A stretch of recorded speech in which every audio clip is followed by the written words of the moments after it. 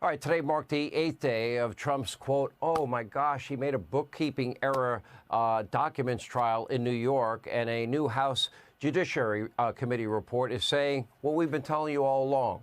Radical Manhattan DA Alvin Bragg has allowed his political motivations and his promises as a candidate to drive the prosecution of Donald Trump. In this report, over 300 pages, the committee highlights the fact that Bragg used a novel legal theory, we've been telling you, to bootstrap these allegations as a felony. In New York, they'd be a misdemeanor, and the statute of limitations had already passed. Here with more, Chairman of the House Judiciary Committee, Jim Jordan. Mr. Chairman and Congressman, welcome back.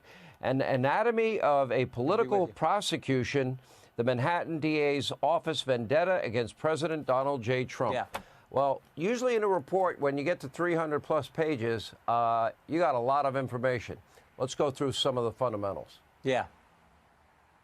Sure. Well, first of all, Alvin Bragg bragged about it. Bragged about the idea that he had sued President Trump or went after President Trump hundreds of times when he's campaigning. But once he gets in office, he realizes there's no real case here. He realizes what the Department of Justice realized when they didn't bring the case, what the Federal Elections Commission realized when they didn't bring the case, and even what his predecessor realized, Cy Vance at the Manhattan DA, when he didn't bring the case. But he has a guy working for him who volunteered, Assistant DA Mark Pomerantz, who is pushing this case, saying we got to go after Trump. He came to work for Alvin Bragg simply to go after Trump. And he's the one who persuades Alvin Bragg to do it, not while he's Assistant DA, but only after he resigns, throws a temper tantrum, does a media blitz, and most importantly, writes a book where he lays it all out, how he was out to get the president from the get-go. That's what prompted Alvin Bragg, frankly, and Donald Trump announcing that he was going to run for president. That's what prompted Alvin Bragg to bring this ridiculous case. And Pomerantz called it the zombie case because it was dead, gone, and buried, and then the statute of limitations passed anyway. You talk about this as well. How is it, wouldn't you consider the third highest ranking official at Biden's DOJ to be a pretty prestigious job? Would you consider it that to be?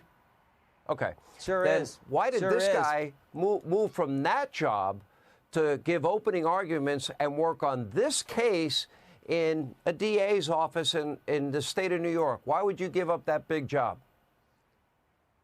Same reason Pomerantz was willing to work for free. They had a vendetta. They had an agenda to go after President Trump. Colangelo from the Department of Justice goes to the DA's office to go after President Trump. And Mark Pomerantz does the same thing. It was all about getting Trump. In fact, these are the guys who said, we can put Michael Cohen as our star witness. I mean, the one thing that probably bothers me most about this case right now is the fact that they put a gag order on President Trump. Former president, current Republican nominee for president of the United States, likely going to be our next president. I certainly hope he is. He's not allowed to talk, but Michael Cohen is. You know, a convicted perjurer, a guy who came in front of Congress and lied 6 times in one congressional hearing. He's allowed to say whatever he wants, but President Trump's got a gag order by this judge, this obviously partisan judge whose daughter worked for every Democrat you can think of. This is what is so unfair. It's all driven by politics. The whole plan here is to keep Biden in the basement because he can't talk about anything. Keep Biden in the basement and Trump on trial. That's what the Democrats are trying to do. That is their whole plan because they know that President Trump's going to win if he's out there and able to campaign, and that's why they're trying to keep him tied up.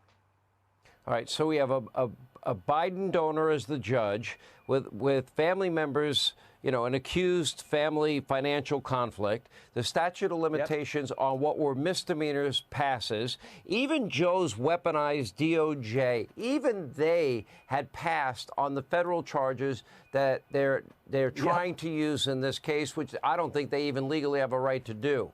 But yet they're throwing everything they've got up against the wall, and it really comes down to a bookkeeping error, which would be a misdemeanor.